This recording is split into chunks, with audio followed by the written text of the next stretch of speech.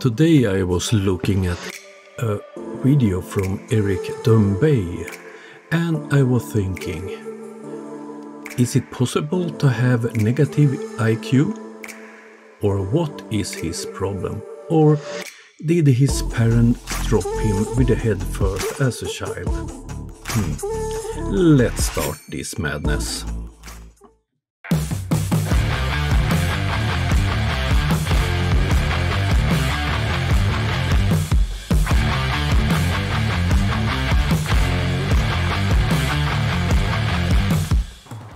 First of all, I want to thank all my patrons, members, donors and subscribers. All of you are important for me. Thank you very much. Another common question posed by globe earthers is, if the Earth is flat, then why are all the other planets round? And what is the meaning to ask flat Earth fools any questions at all? You have no answer to any questions. But Eric, don't worry. We don't live on a flat pizza. And all the planets are not flat. To begin with, the Earth is a plane, not a planet. And by simply adding a T on the end, modern astronomers have linguistically transformed our Earth plane into a globe spun around the sun. Eric is a typical flat earther. He never checks anything. He never opens a book. He never uses Google to find the answer for things. Planet goes back to the ancient Greek word planet, which is derived from planastai, a Greek verb which means to wander. The word was originally applied to any of 7 visible celestial bodies which appear to move independently of the fixed stars. They meant the Sun, the Moon, Mercury, Venus, Mars, Jupiter and Saturn. So, the Sun and the Moon was planets too in the beginning. But according to Dumbay, planet is used to hide the flat Earth. Can it get more stupid? Let's see. The word round is also deceiving, because most flat earthers would agree that the Earth is round like a coin, just not round like a ball. When making this argument online, globe earthers will often present a picture of the traditional heliocentric model with 8 spherical planets and a flat Earth among them floating in space. This entire concept is a straw man, however, as no flat earthers believe in a flat planet floating in space third from the Sun in a heliocentric solar system. And no one is surprised, because flat earthers are reality and science deniers. In NASA's many CGI depictions, the planets do indeed appear spherical, but when looking at them for yourself through a telescope or super zoom camera, it is certainly contestable whether or not the planets are spherical. Every time I have personally observed the planets, they look like small, relatively flat, round lights, and nothing like huge, spherical terra firma worlds.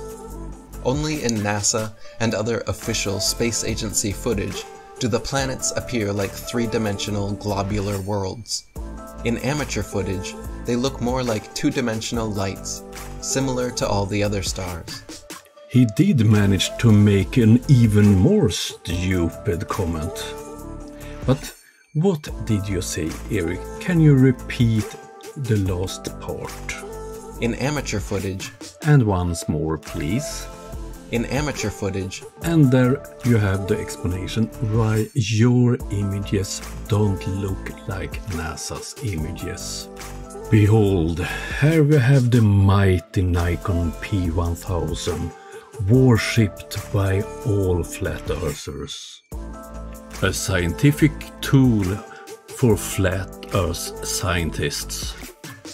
I don't understand why scientists, astronomers, NASA and others who work with the scientific studies of the stars and the planets, why don't they buy P1000? Strange. Instead they use this type of equipment. Big, heavy, hard to handle. Why do they use these when there are a wonder machine with the name Nikon P1000 and this one that needed the glasses to work properly? And this is their newest toy. Oh dear, they spent $10 billion on this one when they could buy this one for only $1,000. NASA is a stupid organization. Oh dear. To be serious, P1000 is a decent consumer camera. It have quite cheap optics and so on. It's far from a scientific instrument. It's something ordinary people uses to take pictures of nature, perhaps on the moon, but it's nothing to do observations in the sky further away. The only thing Eric managed to do in this video is prove once again that he is a big fool. The only thing Eric managed to do in this video is prove once again that he is a big fool. Perhaps Eric could use some of the money he's earning on his silly books and so on to do something real for once. Why don't you ask Wolfie6020 for advice what a telescope that would be suitable for you? Or perhaps you have a friend who owns a telescope. Sorry, I don't believe that Eric have any friends at all in real life. In fact, before they were called planets, the ancients referred to them as wandering stars, because they only differed from the other fixed stars in their relative motions. They each have their own unique appearance, but none of them look like spherical worlds. Even Saturn, which appears more like a circular luminary with a halo of light around it. Ultimately, however, it is completely irrelevant what shape the other planets are when looking to prove the shape of the Earth. Modern astronomers constantly repeat this red herring that I have dubbed the appeal to the sky fallacy. Imagine inviting a contractor over to your house to measure the dimensions of your floor, and instead they immediately get out their tape measure and start measuring all the recessed lights in the ceiling. This is exactly what globe earthers are doing by claiming to provide scientific proof for the shape of the Earth under our feet by looking at lights in the sky over our head. Like magicians distracting you with one hand while fooling you with the other, globe apologists, when asked for empirical, measurable proof of the shape of the Earth beneath their feet, invariably, inevitably, instead, turn their noses up to the sky and start talking about the shape of things up there.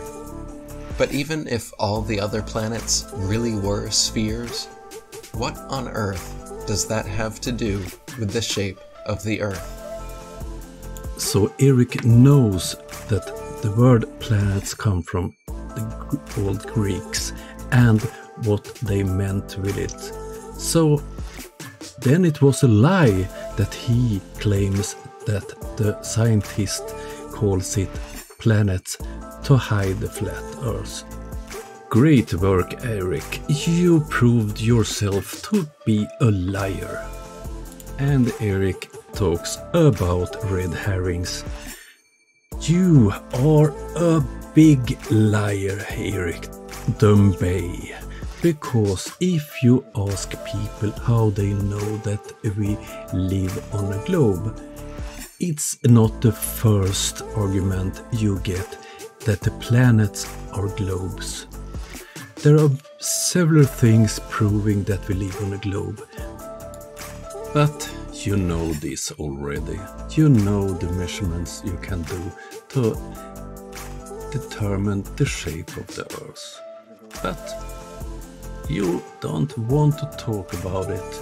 You want to lie to your audience, lie to your followers. I think the man on the picture points to the sky and says, "Look, Eric Dumbay is a liar."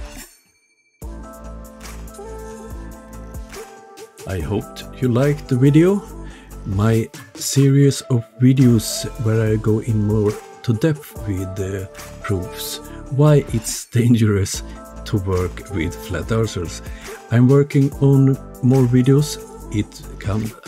I think I will release 2 the next week. It takes them some time to make them, but hold on, they are coming. And then I have a super thanks on the channel, and today I did get my first super thank from UD Bassett. A big thank you to you. I doubled the 10 euros and have sent 20 euros to Ukraine.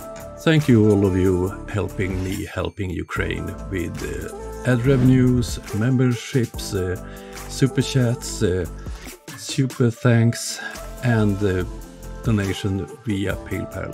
Thank you. Okay, that was all for this time. Have a nice weekend.